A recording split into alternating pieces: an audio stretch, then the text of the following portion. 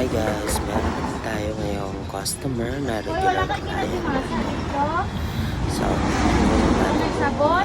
nababalan ko na ng rebonding agent. Yun.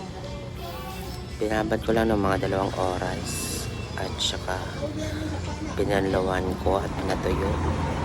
Hindi ko lang na kasi order natin yan. Kaya mo na bitong yellow mo. Yan na yung final result niya guys. Lalo na kay bago. Rebonding treatment. So guys, thank you for watching. God bless.